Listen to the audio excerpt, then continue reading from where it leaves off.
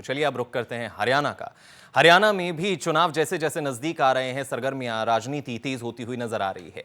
हरियाणा के मुख्यमंत्री मनोहर लाल जो हैं वो अचानक दिल्ली पहुंच जाते हैं और दिल्ली जब वो पहुंचते हैं, खबर बाहर आती है तो चारों ओर जो है वो खलबली सी मचती हुई नजर आती है कि अचानक औचक जो है तरीके से वो दिल्ली पहुंचते हैं, प्रधानमंत्री नरेंद्र मोदी से मुलाकात करते हैं। और इस बात का खुलासा तब होता है जब वो खुद अपने सोशल मीडिया अकाउंट पर इस बात की जानकारी साझा करते हैं। एक तस्वीर प्रधानमंत्री नरेंद्र मोदी के साथ साझा करते हैं और बताते हैं कि कई अहम मुद्दों पर जो है वो चर्चा हुई है।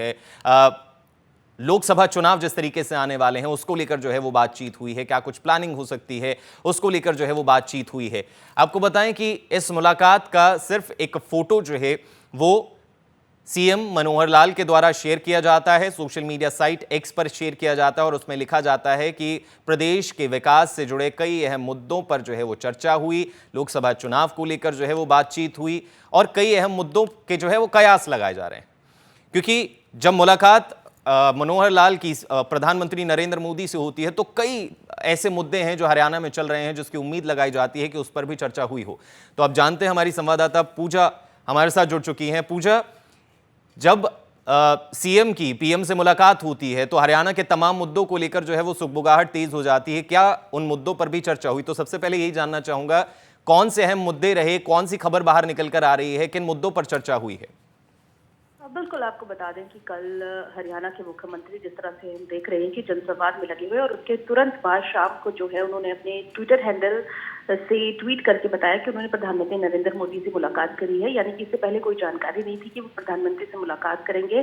और अगर चर्चाओं की बात करें, हालांकि साफ तौर पर उनकी कोई ऑफिशियल बाइट नहीं आई है, लेकिन जो चर्चाएं हैं वो ये है कि क्योंकि कल हरियाणा के मुख्यमंत्री की ओर से बताया गया था कि पंजाब के मुख्यमंत्री ने एसवाईएल को लेकर जो पत्र लिखा है उसका जवाब उनके द्वारा दिया गया है कि वो बैठक करने के लिए तैयार है। तो कयास लगाए जा सकते हैं कि इस मुद्दे पर जरूर चर्चा हुई होगी, क्योंकि इसमें केंद्र को भी जो है कहा गया है कि वो इस चीज में इंटरवेन करे। और पहले से ही ये जो मुद्दा है वो केंद्र, पंजाब, हरियाणा तीनों के बीच में जो है वो चल रहा है। दूसरी बात करें तो अब हम जानते हैं कि जिस तरीके से अगले साल चुनाव है, लोकसभा और विधानसभा दोनों के चुनाव है, ऐसे में क्या स्थिति बनती नजर आ रही है? क्योंकि सारी पार्टियां अपनी ओर से जोर लगा रही है, हर पार्टी अपने कार्यकर्ताओं के साथ मीटिंग कर रही है और हर पार्टी जो है ये देख रही है कि कहाँ कौन सी बेल्ट पे किस तरह से फोकस करना है, कौन से ऐसे मुद्दे जो सरकार के खिलाफ उठाना है। तो उन सारे मामलों के बारे में जरूर प्रधानमंत्री को जानकारी दी गई होगी कि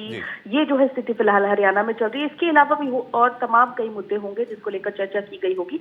लेकिन हाल फिलहाल में अगर बात करें तो एसवाईएल का मुद्दा अहम है और दूसरा विधानसभा चुनाव और लोकसभा चुनावों का, क्योंकि इसका बहुत बड़ा प्रभाव पड़ेगा। क्योंकि हम देख रहे हैं कि पिछले 2 सालों से 10 सालों से जो सरकार है वो हरियाणा में बीजेपी की है। तो ऐसे में बीजेपी नहीं चाहती कि हरियाणा में उनकी सरकार ना आए, तो उसको लेकर क्या कुछ करना होगा। जो गठबंधन की बार बार बात की जा रही है, जेजेपी के साथ जो गठबंधन है उसको लेकर चौधरी वीरेंद्र सिंह की ओर से जो लगातार जेजेपी के साथ गठबंधन तोड़ने के कयास लगाए जा रहे हैं कि 15-20 दिन में गठबंधन टूट जाएगा, ये सारे मुद्दे जो है चर्चा, इन सारे मुद्दों पर चर्चा जरूर की गई है। तो पूजा, क्या लगता है वीरेंद्र सिंह का जो बयान सामने आता है जिसमें वो साफ तौर पर खुले मंच पर ही कहते हुए नजर आते हैं कि 15-20 दिन, ज्यादा से ज्यादा 1 महीना लगेगा जब बीजेपी जेजेपी अलग हो जाएंगी, क्या कुछ इस बात का आधार नजर आता है?